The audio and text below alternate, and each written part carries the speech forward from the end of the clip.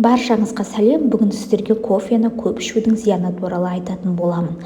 Егер кофені көп ішетін болсаңыз, онда қан қысымы жоғарылайды. Демек, қан қысымы бар адамдарға кофені мейлінше шектеген абзал. Өйткені оның құрамында кофеин болғандықтан ол қан қысымын жоғарылатады. Екінші, қандағы микроэлементтерді, атап айтқанда магний, кальций және де темірдің сіңірілуін тежейді.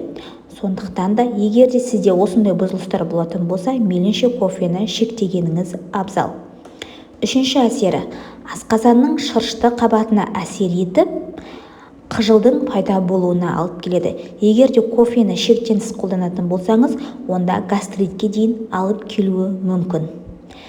Және де кофе ағзаны сусыздандырады, яғни судың сіңірілуін шектейді.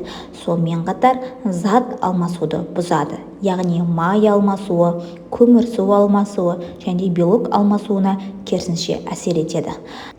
Қан қысымы төмендеген кезде кофені бір кесе ішуге болады. Бұл қан қысымын жақсы көтереді.